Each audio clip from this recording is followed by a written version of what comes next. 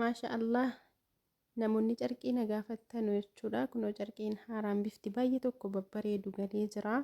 Assalaamu alaykum warahmatullaahi wabarakaatu. Kabajamtoota hordoftoota koo jirtu nagaa keessanii alhamdulillah an nagaa kooti. Isinillee bakka jirtanutti rabbiin nagaa fayyaa isin haa taasisu.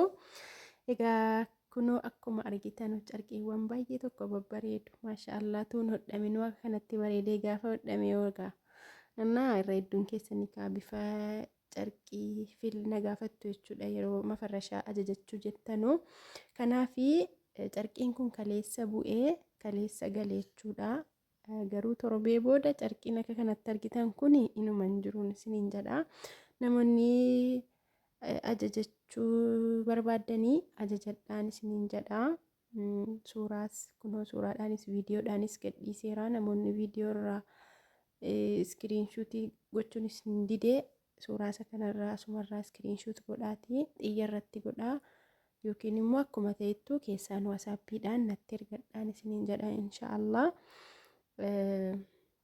Akkasiin barbaadaniin haala isin barbaadaniin firaashiis ta'e tiraasiis ta'e hanga isin barbaadaniin carqii duwwaas ta'e firaashiif tiraasii wajjin illee ta'e Arabiyaa majlisiin illee jechuudha. Carqii kanarraa ni hojjetama namoonni Arabiyaa majlisii barbaadan jechuudha. Carqiin kun carqii baay'ee tokko cimaa ta'edha jechuudha. Carqii Arabiyaa majlisiin kun waggaa 5-6 yoo itti fayyadamame waa tokko hin ta'u jechuudha. Yoo nama jibbisiisee naan qayyaratan malee homaan ta'u carqiin kun hodhaan tollaan isiniin jedha.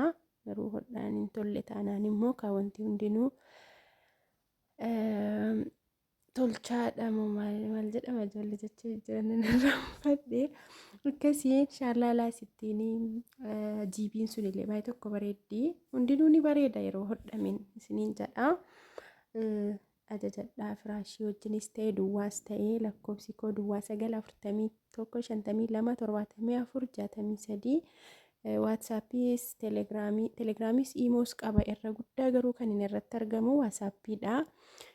To waasaappiin na dubbistanii gaariidha. Namoonni immoo waasaappii hin qabne dirqama iimoo yookiin telegiraamii qofa fayyadamtan immoo akkas jedhaanatti maatii inshaallah irra galeen isinii deebisaa. Namoonni waasaappii qabdan garuu osoo waasaappiin na dubbistanii irra filatamaadhaan isiniin jedha.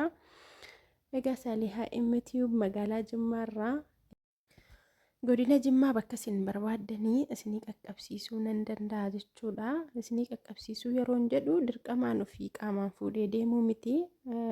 Makiinaa maatii ergattanuu lakki makiinaa dhumatti nu ergi jettanuu haala kamiinuu ani isiniifan hin qaqqabsiisa inshaallah. Akkasiin isiniin jedha hordoftoota koo namoonni ajajachuu barbaadanii kaa carqiiwwan argaa jirtanu kuni carqii yeroo hammaa jiru kanaa kamiyyuu ala hodhamee bahennuma bareedaa filadhaan isiniin jedha. Namoonni raamadaanaaf barbaadanii dursaatii ajajadhaa. Maaliif alatti zaaziin baay'ate dafee namaan bahu mabraatiin immoo kunoo babbadaa dhufaa halkanillee walitti daballee hojjetaa jirra jechuudha. Maaliif mabraatiin kunoo guyyaa guutuu badaa halkan ala namni manatti galuu ka'ee dhufaa akkuma waanii qabaa wayii. Kanaafi namoonni raamadaanaa maatiidhaa hojjechiisuu barbaadanii dursaatuma ajajadhaa. Rakkoon qabu isinii hojjetamee taa'ee sa'aatii immoo ergi jettanitti isinii erguu danda'a. Jala buutanii ala ajajjannu dafee bahuu dhiisuu danda'a. Mabraatiin ni badaa.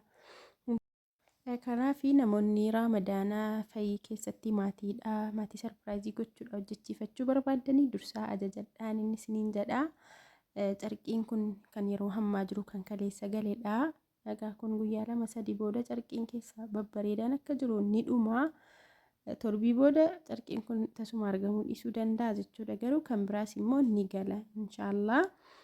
Akkasii namoonni barbaadanii hadhaan gurguramu carqiin kun kaleessa galee borii kaasii argachuu dandeessu. Iskiriinshuut godhaatuma xiyyatti godhaa natti ergadhaan isiniin jedha. Namoonni immoo gatii na gaafataa jirtan inshaallah asuma irrattan gatii tokko tokkoon gatii carqii 4 fi firaashii 4 fi tiraasii 12 firaashii isaatii wajjin meeqaa carqiin qofti meeqaa sufraan meeqa qircaatittiin meeqa gatii isaa tokko tokkoon inshaallah viidiyoo biraa keessatti isinii qabadheen dhufaa. Viidiyoon hadhaa kun gabaabaa gatii ta'e jennaan jechuudha.